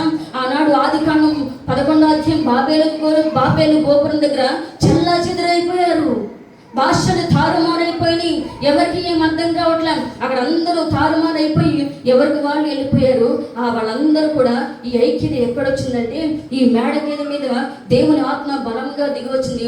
వారందరూ వాక్శక్తి వారికి అనుగ్రహించిన కొలది అన్య భాషలు మాట్లాడుతున్నారు. అప్పుడు అందరూ కూడా అక్కడికి వచ్చేసారు. హల్లెలూయా. ఆ కార్యం ఇక్కడ నెరవేర్చబడింది. అంటే దేవుని యొక్క సంపూర్ణ కార్యం ఎక్కడ నెరవేర్చబడుతుంది అంటే సంఘంలో. దేవుడు సంఘాన్ని ప్రేమిస్తూ ఉన్నాడు. హల్లెలూయా. అంటే సంఘాన్ని ప్రేమిస్తూ ఉన్నాడు. సంఘం అండి నిత్యమైనదిగా ఉండడం దేవునికి ఇష్టం లేదండి. అభిషేకం పొందుకోవాలి, ఆ తైలాన్ని మనం పొందుకోవాలి. మనం గమనిస్తే తల అంటే శిరస్సు, యేసు క్రీస్తు ప్రభుల వారు శిరస్సు. గడ్డము అంటే ముఖము, గడ్డము అంటే ముఖము. ముఖము దేనికి సాదృశ్యంగా ఉందంటే నాయకత్వానికి సాదృశ్యంగా ఉందంటే సేవకునికి సాదృశ్యంగా ఉంది. మనం గమనిస్తే వస్త్రం అంగీల అంచుల వరకు దిగజారుతుందంటే వస్త్రాలు అంటే శరీరానికి సాదృశ్యంగా ఉంది. అంటే యేసుక్రీస్తు దగ్గర నుంచి ఆ అభిషేకం, ఆ తైలము నాయకుడి మీద ఉండాలి, సేవకుడి మీద ఉండాలి. ఆ సేవకుడిలో ఉన్న అభిషేకం సంఘమైన మనమందరం యేసుక్రీస్తు రక్తం చేత కడగబడిన వారమే. మనమందరం ఆయనలో భాగములై ఉన్నాము. హల్లెలూయా. మనము వేరు కాము. అంటే ప్రియమైన దేవుని బిడ్డ, ఎప్పుడైతే సంఘం ఐక్యంగా ఉండిద్దో, సంఘ భారం ఒకటే. యెషయా ప్రవచనం కింద 61:1 రాయబడింది కదా, చూద్దాం ఒకసారి. 61:1.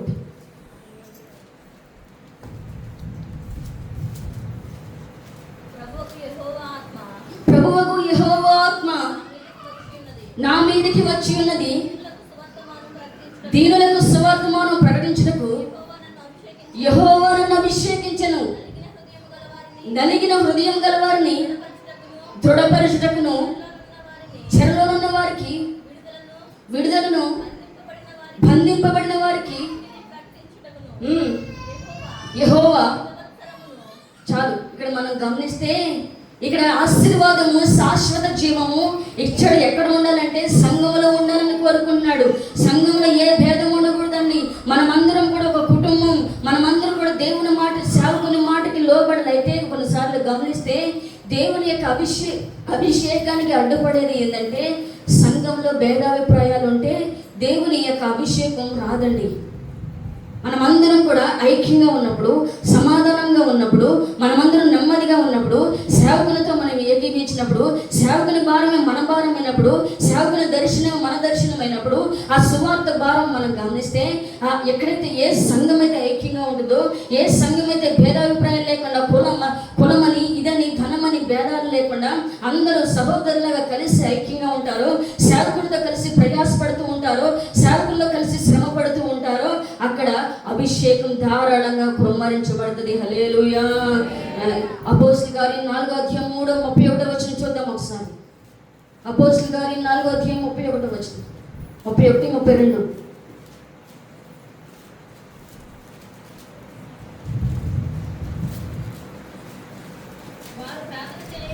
వారు ప్రార్థన చేయగానే వారి కూరిన చోటు కంపించెను. అప్పుడు వారందరూ పరిశుద్ధాత్మతో నిండిన వారై దేవుని వాక్యమును ధైర్యంగా ప్రకటించారు. హల్లెలూయా. చూడండి, అందరూ నా వైపు చూడండి. మనమందరం ఐక్యంగా ఉండాలి. పాస్టర్ గారు ఏదో అన్నారని, పాస్టర్ గారు ఏదో అన్నారని మనము ఎవరి మీద అలగడానికి కాదండి. నేను చెప్తున్నాను, ఎవరైనా అలిగేవారు ఉంటే వాళ్ళందరూ బైబిల్ అలిగిన వ్యక్తి ఒకడు ఉన్నారు. ఎవరైనా బైబిల్ అలిగిన వ్యక్తి ఆహాబు. అలిగే వాళ్ళందరూ కూడా ఆహాబులే. కాబట్టి మనం అలగకూడదండి. కీర్తనకారుడు అంటాడు కదా, నీతిమంతుడు నన్ను కొట్టడం నాకు తైలాభిషేకం. హల్లెలూయా. వాళ్ళకి గద్దించడం మనకి మంచిదండి, వాళ్ళని మనకి మందలించడం మనకి మంచిది, మన క్షేమం కోసం. కాబట్టి సేవకుడి మీద ఎవరు కోపడకూడదు, సేవకురాల మీద ఎంతగా కోపడకూడదు. మనం ఎప్పుడు ఐక్యత కలిగి వాళ్ళ ప్రయాసం మనం కలిగి ఉండాలి. దేవుడు ఎందుకు తైలాన్ని పంపిస్తాడు సంఘం మీద కంటే, దేవుడు ఎందుకు అభిషేకాన్ని పంపిస్తాడంటే బీదలకు సువార్త ప్రకటించడానికి యెహోవా ఆత్మ నా మీద ఉన్నది. హల్లెలూయా. ఈ సువార్త భారం ఎవరు కలిగి ఉంటారో తెలుసా? దేవుని ఆత్మ చేత నింపబడిన వ్యక్తులు. వారి ఆత్మ, వారి లోపల ఉన్న ఆత్మ రేపుతూ ఉంటది. హల్లెలూయా. వారు మౌనంగా ఉండరండి. రేయనక పగలనక వారు మౌనంగా ఉండరు. అది విశ్వాసేమని, అది సేవకుడేమని, అది పరిచారకుడేమని ఎవరైనా భేదము లేదు. అంత్య దినములో నేను మనుషులందరి మీద నా ఆత్మను కుమ్మరిస్తానని చెప్పాడు కదా. ఎవరైతే దేవుని ఆత్మను కలిగి ఉంటారో బీదలకు సువార్త ప్రకటిస్తారు, బంధించబడిన వాడు విడిపిస్తారు. అపవిత్రమైన బంధకాల చేత, సాతాను శక్తుల చేత, దుష్ట శక్తుల చేత ఎవరైతే బంధించబడతారో ఈ శక్తిని ఎవరు పొందుకుంటారంటే పరిశుద్ధాత్మ మీదికి వచ్చినప్పుడు మీరు శక్తిని పొందుకుంటారు. ఆ శక్తి, ఆ బంధకాల నుంచి విడిపించే శక్తి, ఆ దుష్ట శక్తుల నుంచి విడిపించే వ్యక్తి, నలిగిన వాళ్ళని బలపరిచి ఆదరించే శక్తిని ఎక్కడుందంటే సంఘములో ఉంది. హల్లెలూయా. ఎప్పుడు అంటే ఈ సంఘము ఐక్యంగా ఉన్నప్పుడండి. నువ్వు గొప్ప, నేను గొప్ప కాదండి. మనమందరం ఒకటే. నీకు ఎన్నున్నాయి, మనమందరం దేవుని పాదాల దగ్గర సాగిలు పడిపోవాలండి. ఆయన గొప్పవాడు, ఆశీర్వదించిన దేవుడు ఆయన గొప్పవాడు. మనం అనుకుంటాం, చాలా మంది ఏమనుకుంటారంటే ఒక వ్యక్తిని బాగా ఆశీర్వదించారంటే అయ్యో వాళ్ళు చాలా 10 సంఘాలు ఉన్నాయి, ఆ సేవకుడు ఎంత గొప్ప సేవకుడు అనుకుంటారు. 10,000 మంది సంఘం ఉన్నారు, విశ్వాసులు ఉన్నారు, ఎంత గొప్ప సేవకులు ఉంటారు. పలానా విశ్వాసకి 5 లక్షల రూపాయల ఉద్యోగం వచ్చింది, ఎంత గొప్పది అనుకుంటాం. కానీ వాళ్ళు పొందుకున్నవాడు గొప్ప కదండి, ఇచ్చిన దేవుడు గొప్పవాడు. హల్లెలూయా, హల్లెలూయా. కాబట్టి ప్రియమైన దేవుళ్ళ, బీదలకు సువార్త ప్రకటించటకు ప్రభువుకు యెహోవా ఆత్మ నా మీద ఉన్నది. సువార్త భారం ఎవరికి ఉంటుందో తెలుసా? దేవుని ఆత్మ కలిగిన వాడు. మీరు సర్వలోకానికి వెళ్ళి సువార్తను ప్రకటించండి, నాకు శిష్యులుగా చేయండి అంటే, నేను ఎవరిని విమర్శించలేదు కానీ వాళ్ళకి శిష్యులుగా చేయించుకుంటున్నారండి. దేవునికి శిష్యులుగా చేద్దామండి, శిష్యులను తయారు చేద్దాం. కొంతమంది మేమే చేయాలి సేవ. మా ఊర్లో కూడా మేము సేవకి వెళ్ళినప్పుడు చాలా వ్యతిరేకతలండి. ఎందుకు దేవుడు ఈ ఊరే రమ్మన్నాడా, ఎక్కడికే చేయమన్నాడా? ఈ దేవుడే అడుగుతున్నాడు. కోత విస్తారంగా ఉంది, పనివారి కోసం ప్రార్థన చేయమంటే పనివారొద్దు ప్రభువా, నేనే చేస్తా అని చెప్పి సేవకులు కూడా స్వార్థం కలిగి ఉన్నారండి. సువార్త భారం మనం అందరం ఉండాలండి. గొర్రెల గంటదండి, గొర్రెల గంటే కాపరి కాదు కదా. కాపరి పడవలసిన ప్రయాస పడతాడు, కన్నీరు గారుస్తాడు, గ్రామ రక్షణ కోసం ఉపవాసం ఉంటాడు. మనం గమనిస్తే ఆ అపోస్తలుల కార్యం 4:32 ఒకసారి చూద్దామా.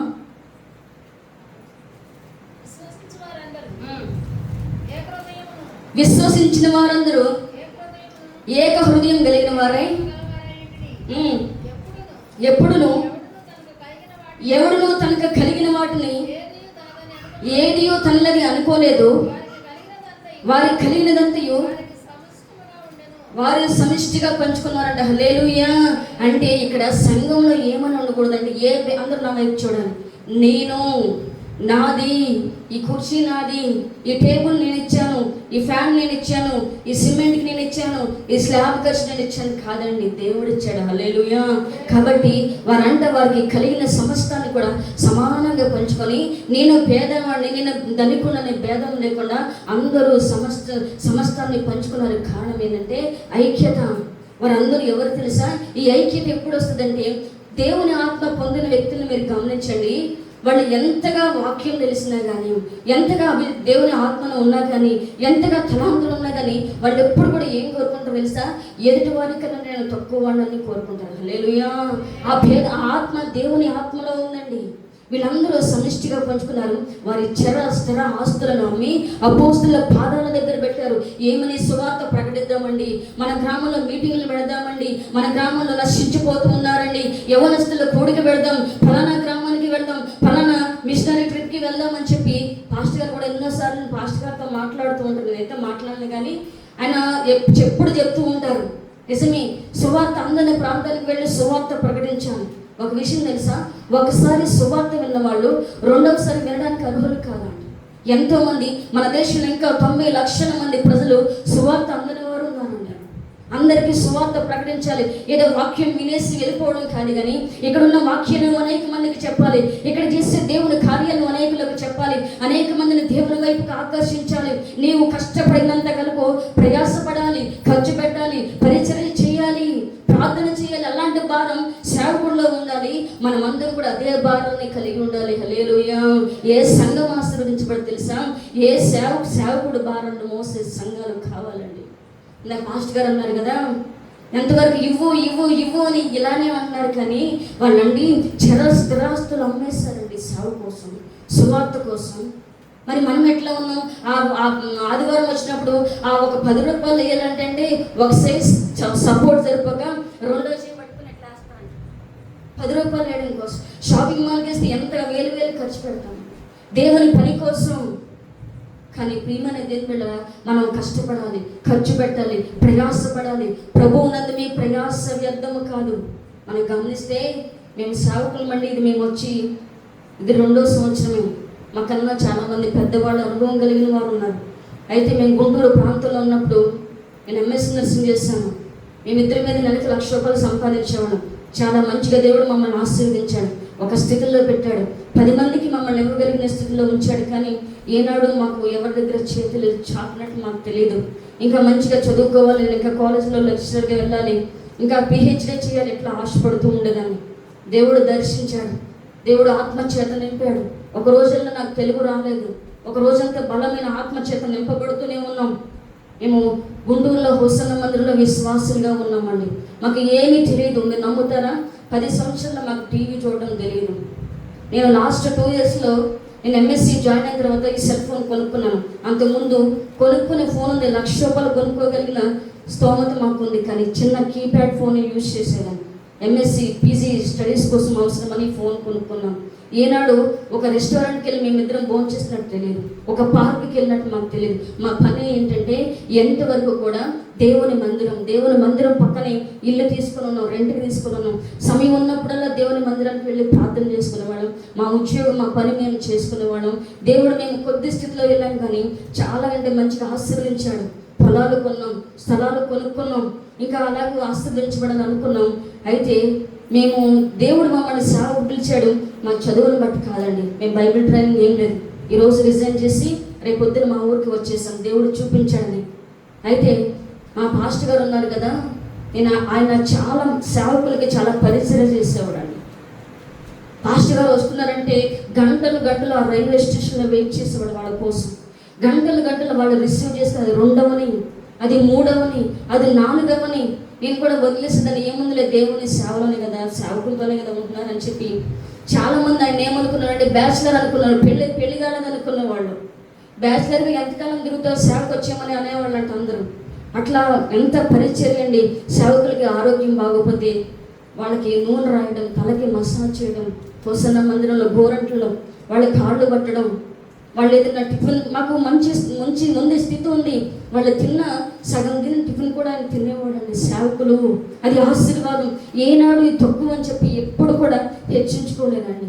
ఆ మందిరంలో పరిచయం చేయడం, 1,00,000 రూపాయలు ఆయన చేతికి ఇచ్చేవాడు, కూరగాయలు తీసుకురామని, తర్వాత మందిరానికి కావాల్సిన వస్తువులు తీసుకురామని. ఎంతో నమ్మకంగా 10 సంవత్సరాలు దేవుని మందిరంలో, మేము ఇంట్లో కూడా దేవుని మందిరంలో ఎక్కువ ఉన్నామండి. ఆ పరిచర్య ప్రభువునందు మీ ప్రయాస వ్యర్థం కాదన్నారు కదా. చాలామంది సేవకులు చెప్పారు, మీరు ఎంతగా సేవకులకి పరిచర్య చేస్తున్నారు, మందిరంలో పరిచర్య చేస్తున్నారండి. ఒకసారి ఏమైందంటే, రాజుల ప్రాంతం నుంచి గుడారాల పండుగ జరుగుతుంది కదా. గుడారాల పండుగ జరిగినప్పుడు రాజుల నుంచి ఒక 10 మంది 15 మంది విశ్వాసులు వచ్చారు. అయితే ఈ పాస్టర్ గారు వాళ్ళ కోసం ఒక మంచి ఇల్లు చూశారనమాట. అయితే వాళ్ళు ఏం చేస్తారంటే, ఇల్లు ఇచ్చినప్పుడు ఇల్లు క్లీన్ చేయడం, బాత్రూమ్ కూడా ఇంకా అట్లా మట్టి పట్టేసి అట్లా ఉన్నాయి. ఆ విశ్వాసులు అందరూ కూడా వచ్చి నిల్చొని, ఈ ఇల్లు క్లీన్ చేయలేదు, ఈ ఇల్లు శుభ్రంగా లేదు, మేము ఎట్లా ఉండాలంటే పాస్టర్ గారు చెప్పాడు, ఆయన ఇల్లు చూడమని చెప్పాడు. ఇల్లు చూసేసాడు. అయితే వాళ్ళందరూ అందరూ ఆడపిల్లలు ఉన్నారు, ఆడవాళ్ళు ఉన్నారు, కానీ ఎవరు చీపర్ తీసుకొని తుడవట్లా. అయితే ఈయన ఏం చేశాడంటే, పాస్టర్ గారు నాకు చెప్పాడు కదా వీళ్ళకి ఇల్లు చూపించమని చెప్పి ఏం చేశాడో తెలుసా, నేను గుడారాల పండుగలు కూర్చొని ఉంటే నేను ఇప్పుడే వస్తానని చెప్పి వెళ్ళిపోయి వాళ్ళు ఆ రూమ్ అంతా వాళ్ళ ముందే తుడిసేసి, వాళ్ళందరూ నుంచొని ఉంటే వాళ్ళ ముందే రూమ్ అంతా కడిగేసేసి, బాత్రూమ్ అంతా కడిగేసేసి వాళ్ళకి ఆ రూమ్ అప్పు చెప్పి వచ్చాడండి. వచ్చిన తర్వాత నాకు చెప్తూ ఉంటే నేను ఏడ్చాను, ఏంటి ప్రభువా, ఏంటిది, సేవకులకైతే చేస్తాం కానీ విశ్వాసులు కూడా చేస్తామండి, ఎవరైనా చేస్తారండి అట్లా. సరే సేవకులకి చేస్తాం, పరిచయం చేస్తాం, కష్టపడతాం, నిద్ర ఉండేది కదండి. 2, 3, 1 గంట 2 సేవకుల మీటింగ్ వస్తే అక్కడే ఉండడు, మందిరంలో ఉండదని. నేను అడిగేదాన్ని, నువ్వేమన్నా సేవకుడువా వాళ్ళతో ఉండమంటే, సరదాగానే వాడు రాబోయే రోజుల్లో సేవకులు అవుతారు కదా అని చెప్పి. హల్లెలూయా.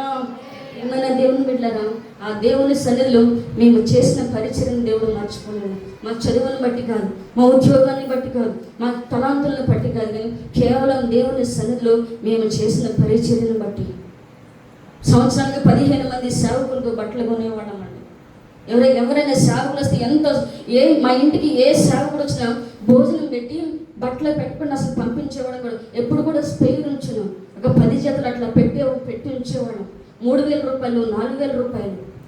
మీరు వస్తే అంటే నేను వేరేలా కాదు, కానీ మీరు ఒక 3-4 రకాల వెరైటీస్ పెడతారమ్మ సేవకులు వస్తే. మేము 10 రకాలు ఓన్లీ నాన్ వెజే పెట్టేవాళ్ళం, 10 రకాల నాన్ వెజే పెట్టేవాళ్ళం. అంత ఘనంగా సేవకులు చూసాం. మంచి బెడ్షీట్ కొంటే సేవకుల కోసం, మంచి టవల్ కొంటే వాళ్ళ కోసం, మంచి గ్లాసెస్ పెడితే సేవకులు వస్తారు, వాళ్ళు వాటర్ తాగుతారు, మంచి ప్లేట్స్ వాళ్ళ కోసం. అంటే సేవకుల్ని అంతగా ప్రేమించాం, సేవను ప్రేమించాం, పరిచర్య చేశాం. ఈనాడు మేము సేవలో ఉన్నాం. హల్లెలూయా. ప్రభువునందు మీ ప్రయాస వ్యర్థం కదండి. మీరు ఖర్చు పెట్టే ప్రతి రూపాయి దేవుని రాజ్యానికి ప్రయాసపడితే అనిశ్చయంగా ప్రతిఫలాన్ని దేవుడిస్తాడు. హల్లెలూయా. కాబట్టి ఈ కడవరి దినాల్లో ఉన్నారండి. అనేక మందిని రక్షిద్దాం. దేవుని ఆత్మ కోసం ప్రాకులాడదాం. బీదలకు సువర్తమానం ప్రకటించడకు యెహోవా ఆత్మ నా మీద ఉంది. ఎవరైతే దేవుని ఆత్మ కలిగి ఉంటారో వారు దేవుని కోసం బలమైన కార్యాలు చేస్తారు. దేవుని శక్తి చేత నింపబడతారు. దేవుని వాక్యాన్ని ధైర్యంగా ప్రకటిస్తారు. మీరు నమ్ముతారా? నేను 10 సంవత్సరాలు గుంటూరు గోరంట్ల హోసన్న మందిరంలో ఉంటే 10 మంది విశ్వాసం కూడా నాకు తెలియదండి. అంత భయం. 2-3 ముందు నిలబడాలంటే భయం, పిరికితనం. 10 ఆయనకేమో 90% సేవకులందరూ తెలుసు. అందుకు నాకు తెలుసు 95% అందరూ సేవకులు తెలుసు. 1000 మంది 1500 మంది సేవకులు అందరూ తెలుసు. నాకు కనీసం 10 మంది విశ్వాసం కూడా తెలియదండి. అలాంటి పిరికిదాన్ని దేవుడు నన్ను అభిషేకించుకున్నాడు. ఈనాడు అనేక ఎదుట దేవుని మాటలు ఇంత ధైర్యంగా ప్రకటించగలుగుతుందంటే కేవలం దేవుని ఆత్మ. హల్లెలూయా. దేవుని ఆత్మ అంటే బలమైన కార్యాలు మనం చేస్తాం. సువార్త ప్రకటించబడుతుంది. పేదలకు సువార్త ప్రకటించబడుతుంది. దేవుని కోసం లక్షల రూపాయల సంపాదన వదిలేసి వచ్చాను. నీ మాటే ప్రభువా, నీవు ఏది చెప్తే అదే అని చెప్పి ఒక రోషంగా అండి. ఎక్కడ రాజీపడం, ఎక్కడ కూడా మొహమాటం కొద్ది భక్తి బోధించు, ఉపదేశించం. ఏమనుకుంటారో, వెళ్ళిపోతారో అన్న మా భయం లేదండి. ఎందుకంటే మా గురి దేవుని మీద ఉంది. హల్లెలూయా. కాబట్టి ప్రియమైన దేవుని సత్యవాక్యాన్ని ప్రకటిస్తాను. కాబట్టి మీరందరూ కూడా జ్ఞాపకం చేసుకోవాలి. ప్రయాసపడదాం.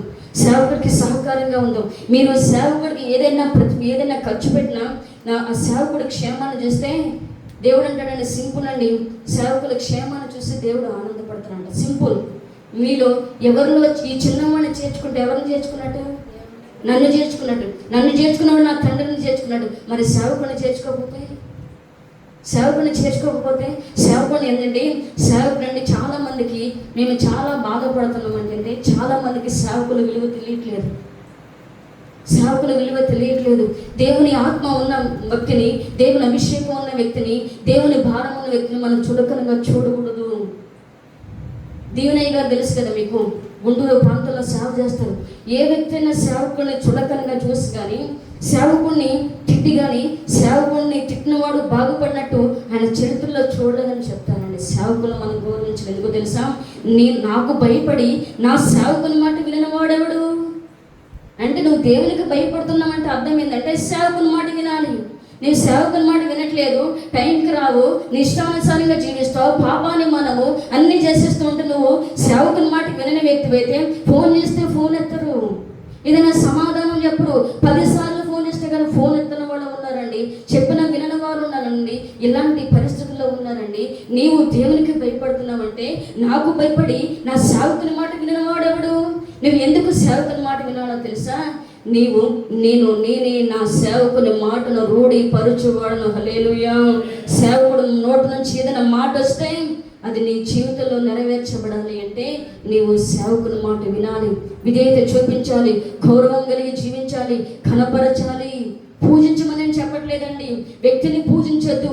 దేవుని సేవకుడిగా ఆయనకి ఇవ్వాల్సిన గౌరవం, వారి కష్టాన్ని మనం చూడాలండి.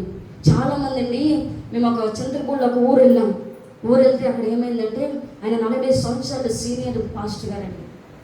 చాలామంది, ఒక 100 మంది చాలామంది సేవకులను తయారు చేశారు. 10 మందిరాలు కట్టేసేసి ఆయన శిష్యులకు అప్పచెప్పేశారు. ఒక ఉద్యోగస్తుల కుటుంబానికి గృహకూడికి పెట్టారండి. గృహకూడికి పెడితే మేము సడన్గా ప్రేయర్ చేయించుకుందామని వెళ్ళాం. ప్రేయర్ చేయించుకోవడం వెళ్ళమంటే వాళ్ళు మా దగ్గర ఒకసారి ఆహ్వానించాం. వాళ్ళు మా దగ్గర చాలా టైం స్పెండ్ చేశారు. పెద్దాను కదా, మేమైతే 1000 రూపాయలు కానికిచ్చాం. మేము ఇవ్వడం కాదు కానీ మా కుటుంబ సభ్యులు 1000 రూపాయలు కానికిచ్చారు. అయితే మాకు తృప్తి అనిపించలే. అయ్యో 1000 రూపాయలు ఇచ్చాం, పెద్దాను కదా, చాలాసేపు వెయిట్ చేశాడు, మరలా వెళ్ళి కానికిచ్చి ప్రేయర్ చేయించుకుందామని చెప్పి అని వెళ్ళాము. ఆయన ఏం చేశారంటే, టైంకి వచ్చారు, నాతో కూడా రండి, పలానా గృహంలో కూడుకుందని చెప్తే కూడిక అయిపోయింది, మంచిగా జరిగింది. మీరు నమ్ముతారా? వాళ్ళు గవర్నమెంట్ ఉద్యోగాలు చేస్తున్నారు, మంచి ఇల్లు ఉంది. అంతా అయిపోయిన తర్వాత ఆ పాస్టర్ గారికి భోజనం కూడా సిద్ధపరచలేదండి. వాడు మన సొంత వాళ్ళే, వాళ్ళ కుటుంబ సభ్యులే అంట. మీరు నమ్ముతారా? ఆయనకి ఇచ్చింది కానుకెంత తెలుసా? 200 ఇచ్చారు. అసలు మేము తట్టుకోవాలి. పాస్టర్ గారు చెప్తున్నాడు, అంత పెద్ద సేవకుడు, అంత భారం ఉన్నాయన, కనీసం ఆయనకు వయసుకైనా గౌరవం ఇవ్వాలి కదా. వాళ్ళు అంతగా గలగల వస్త్రాలు వేసుకోవద్దని కాదు, మరి సేవకుని గణపరిచే విధానం అదేనా అండి? షాపింగ్కి వెళ్తే 1000 రూపాయలు ఈజీగా ఖర్చు పెడతాం. 2000, 3000, 10,000 పెద్ద లెక్కలేదే. అంటే సేవకుడు అంటే అంత చులకనా అండి? సేవకుడు అంటే అంత తక్కువ వాడా? చాలా మంది అనుకుంటారు మాట్లాడతారు, మేము ఇస్తేనే బ్రతుకుతున్నారు, మేము ఇస్తేనే సేవ చేస్తున్నారు. ఇది కాదండి. సేవకుని దేవుడు ఎలాగైనా నడిపిస్తాడు. ఏలియను పోషించలేదు, కాకులను పంపి పోషిస్తాడు. సేవకులు ఎన్నడూ పస్తు ఉండలేడు, దానికి మేమే సాక్షులం. అన్ని వదిలేసాం, ఈనాటికి కూడా సమృద్ధి కలిగి జీవిస్తున్నాం. కాబట్టి సేవకులు ఎప్పుడూ ఘనంగా చూద్దామండి. మీరు ఆశీర్వదించబడాలంటే సేవకులు ఘనపరచాలి, ఘనంగా చూడాలి. ఇచ్చే విషయంలో, అన్ని విషయాల్లో కూడా మీరు నమ్ముతారండి. మేము చాలా చిన్న సేవకులు. ఒక కుటుంబం మనం 50,000 రూపాయల కానుక తీసుకొచ్చి ఇచ్చారండి. అసలు ఎంత సాధ్యమైన, మేమే ఆశ్చర్యపోయాం. పోనీ వాళ్ళని ఉద్యోగాలు చేసేవాళ్ళ, వ్యవసాయం చేసేట కాదు, కూలి పని చేసుకునేవాళ్ళు. ఆమెకి ఒకటే ఆ ప్రేరేపణ తీసుకెళ్ళి ఇవ్వాలి అని చెప్పి ఒకటే ప్రేరేపణ, 50,000 ఇచ్చి మీరు సేవలో ఖర్చు పెట్టుకోండి అని చెప్పి ఒక 5,000 రూపాయలు ఎక్స్ట్రా ఇచ్చి మీరు బట్టలు కొనుక్కోండి అని చెప్పింది. హల్లెలూయా. మరి ఎందుకు ఆశీర్వదించబడండి కుటుంబాలు? ఎందుకు దీవెనకరంగా మార్చబడమండి? గమనించాలండి. సేవను ప్రేమించాలి, సేవకుడు భారాన్ని మనం కలిగి ఉండాలి, సేవకుడు ఘనపరచాలి. ఏదైనా మాట అలగకూడదు, మన కోసమే, మన క్షేమం కోసమే. కాబట్టి మనం అందరం కూడా సమాధానంగా ఐక్యత ఉండాలి. ఏది నిజమైన ఆశీర్వాదం అంటే సహోదరులు ఐక్యత కలిగి జీవించాలి. అక్కడ అభిషేకం ఉండదు. మనము భేదాలు, విరోధాలు కలిగి ఉంటే అది దేవుని అభిషేకానికి అడ్డుపడుతుంది. దేవుని ఆత్మ ఉంటే మనం అనేక బలమైన కార్యాలు దేవుని కొరకు, దేవుని రాజ్యం కొరకు ఖర్చు పెట్టే విషయంలో అలాంటి ఆత్మను దేవుడు మనకి ఇస్తాడు. హల్లెలూయా. మరి ఐక్యతగా ఎలాగో ఉంటామో తెలుసా అండి? ఐక్యతంగా ఎలాగో ఉంటామంటే నీవు త్యాగం చేసే మనసు కలిగి ఉండాలి, సమర్పణ కలిగిన మనసు ఉండాలి. అంటే యేసుక్రీస్తు ప్రభుల వారు మనల్ని దేవునితో సమాధానం పరచడం కోసం, మనమందరం కలిసి జీవించడం కోసం ఆయన బలియాగం అయ్యాడు. హల్లెలూయా. అబ్రహాము జీవిత చరిత్రను మనం గమనిస్తే, ప్రియమైన దేవుని బిడ్డలారా, అబ్రహాము జీవిత చరిత్రను మనం గమనిస్తే, లోతు వాళ్ళిద్దరికి గొడవలు వస్తే ఏమనంటే త్యాగం చేసేసాడు అబ్రహాం. మన ఇద్దరికి గొడవలొద్దు, మన ఇద్దరం కుటుంబ సభ్యులం, మనం బంధువులం, నీకు ఏం కావాలో తీసేసుకో, నీవు ఎటువైపు కావాలంటే అటువైపు వెళ్ళని చెప్పి ఆ వ్యక్తి త్యాగం చేసే వ్యక్తిత్వం కలిగి ఉన్నాడు. హల్లెలూయా. పోటీ ఉండకూడదండి, పగలు ఉండకూడదు, నేనే అని చెప్పి అలాంటి భావాలు మనకు ఉండకూడదు. కానీ మనం వ్యక్తిగతంగా త్యాగం చేసే అనుభవంలోకి మనం రావాలి. హల్లెలూయా. వినయము కలిగి ఉండాలి. ఎక్కడ వినయము, ఎక్కడ తగ్గింపు ఉండదో అక్కడ ఆశీర్వాదం ఉంటుంది. హల్లెలూయా. నువ్వు వ్యక్తిగతంగా త్యాగం చేసే సమర్పణ నీకు ఉండాలి, వినయము నీకు ఉండాలి. మనం గమనిస్తే వినయం కలిగి జీవించాలి. మనం ఎవ్వరు కూడా హెచ్చించుకోవడానికి ఏమీ లేదండి, కేవలం దేవుని కృపే. హల్లెలూయా. మూడవది, సంఘం ఐక్యంగా ఉండాలంటే సంఘ ప్రార్థన ఉండాలి, కుటుంబ ప్రార్థన ఉండాలి. కుటుంబం, ఒక భక్తుడు ఒక మాట చెప్తాడు, ఏ కుటుంబం అయితే కలిసి ప్రార్థన చేస్తుందో వారు కలిసి ఉంటారంట. ఏ సంఘం అయితే కలిసి ప్రార్థన చేస్తుందో ఆ సంఘం కలిసి ఉంటుంది. కాబట్టి మనం ప్రార్థనలో, వినయంలో, మనం గమనిస్తే త్యాగంలో ఇలాంటి అనుభవాలు కలిగి ఉంటే నిశ్చయంగా దేవుడు మనందరినీ కూడా నిజమైన ఆశీర్వాదాలకు వారసులుగా మార్చునుగాక. హల్లెలూయా. ఏది నిజమైన ఆశీర్వాదం? దేవుని కలిగి ఉండటే నిజమైన ఆశీర్వాదం. ఏది నిజమైన ఆశీర్వాదం? దేవుని మందిరాన్ని ప్రేమించడే నిజమైన ఆశీర్వాదం. ఏది నిజమైన ఆశీర్వాదం? సహోదరులు ఐక్యత కలిగి జీవించాలి. అక్కడే అభిషేకం ఉంది, అక్కడే సమృద్ధి ఉంది, అక్కడే పరిశుద్ధత ఉంది. కాబట్టి ఇలాంటి అనుభవాలు మనం అందరము కలిగి జీవించడము గాక. దేవుడి కొద్ది మాటలు ఆశీర్వదించుగా.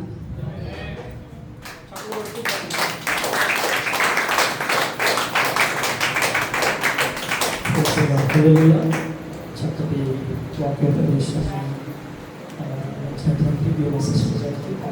ప్రత్యేకంగా తెలియజేస్తున్నాం. అందరం ఒకసారి హల్లెలూయా చెప్పండి.